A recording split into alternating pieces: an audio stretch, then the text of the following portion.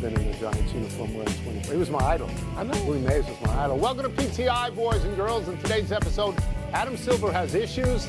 The Chargers roll the Vikings, and Aaron Rodgers gets ready to face Jordan Love. But we begin today with the World Series, which opens tonight, finally, in Toronto, between the Blue Jays and Dodgers. The Blue Jays are 7-4 this postseason. The Dodgers are 9-1.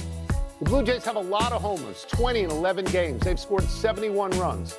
The Dodgers have had great starting pitching. Their starters have an ERA of 1.40 over 10 games. Wilbon, do you expect the Dodgers' starting pitching dominance to continue against the Blue Jays' hot hitting? No. It has nothing to do or little to do with the Blue Jays' hot hitting. It has to do with just the nature of baseball.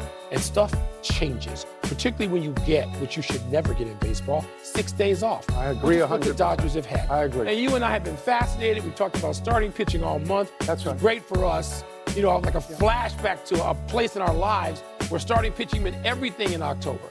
It still means a lot because we've seen the Dodgers just dominate with great starting pitching. Do I expect after 6 days down that the Dodgers are going to roll even those same 4 guys out there and just mow down Toronto? Not necessarily. Tony, I think they'll be good. I think we'll get some 4-3 sort of games. Do I think the Dodgers are going to come out and just handcuff Toronto with Bichette back in the lineup too? No, I don't. Do you like the Dodgers to win the series? Yes, I do. Okay. All right. So we're going to be agreed on all of these things. My feeling about this is very similar to your feeling about this. The Dodgers pitching has been phenomenal. Starting pitching has been phenomenal. There's no other word for it. Their opposition batting average is 132.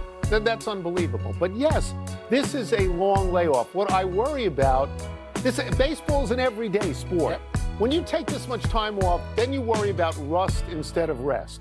And I have something here. It's an ominous statistic. This year will be the 5th time since 1985 that one team in the league championship series swept and the other went 7 games. In the previous 4 times it's happened, the 7-game team won every World Series, right? I mean, the Dodgers. You know, I think the Dodgers will win because I think good pitching trumps good hitting, and the Dodgers can hit.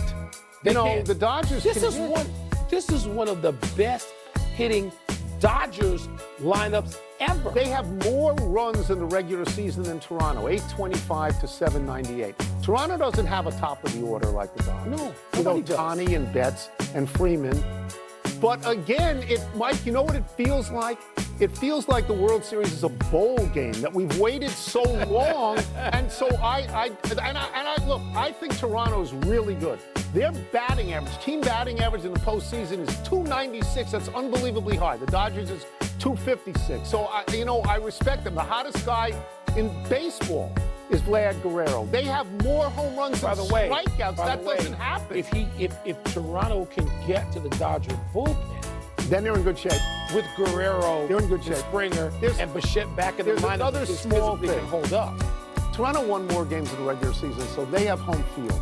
They have a maximum of 4 games there. They're 54-27 at home. So, and yet I will be surprised if the Dodgers lose. I will. Surprised. Yeah. And by the way, if Snell goes out there tonight and gives up 3 hits and 7 innings, it's on. Yeah. Right? Then you keep that momentum. You feel pretty good. That's right.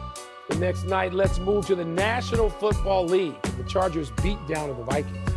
The Chargers offense came alive with the return of all-pro tackle Joe Alt. And the defense sacked Carson Wentz 5 times.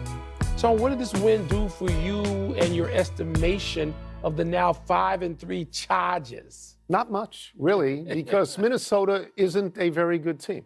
This was supposed to be J.J. McCarthy's team, but for weeks now, they've gone to Carson Wentz, who gets beat up. And a lot of people looked at that game and said, why is he still in there?